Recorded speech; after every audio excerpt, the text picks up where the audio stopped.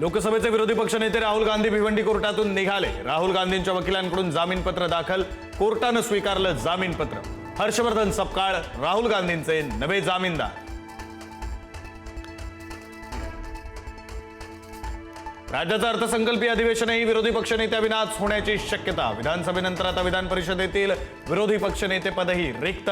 राज्याच्या इतिहासात पहिल्यांदाच दोन्ही सभागृहांची विरोधी पक्षनेतेपद रिक्त।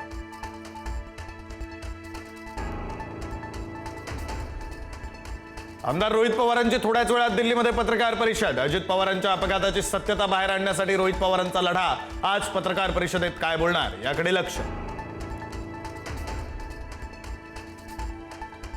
12वीच्या 2 विषयांचे पेपर फुटले। विज्ञान शाखेचे फिजिक्स आणि केमिस्ट्रीचा पेपर परीक्षेच्या तासाभरापूर्वीच व्हॉट्सअॅपवर आल्याची माहिती।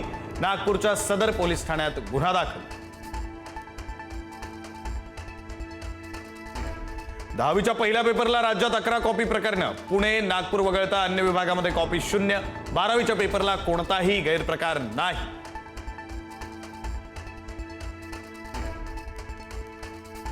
छत्रपती संभाजीनगरमध्ये सावत्र बापाचा 7 वर्षीय मुलीवर अत्याचार। वाळूज परिसरातील संतापजनक घटना। अंगावरील चटक्यांच्या व्रणामुळे प्रकार उघडकीस। पतीपासून विभक्त मुलीचं प्रेम प्रकरण पटलं नाही म्हणून आईनं पोटच्या मुलीला संपवलं। तू दुसरा नवरा केलास, मग मी प्रेम करून दुसरं लग्न करायला काय हरकत। मुलीच्या संतप्त सवालामुळे आईनं मुलीचा गळा आवळून केली हत्या। संभाजीनगरच्या घटनेनं खळबळ। भंडारा जिल्ह्यातील वरठी इथं गतिमिंद 18 वर्षीय तरुणीवर अत्याचार। 22 वर्षीय आरोपीविरुद्ध गुन्हा दाखल। 20 रुपयांचा आमिष दाखवून गतिमिंद मुलीवर अत्याचार।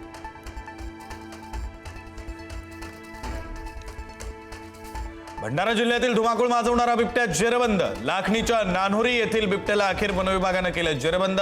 नागरिकांनी घेतला सुटकेचा श्वास।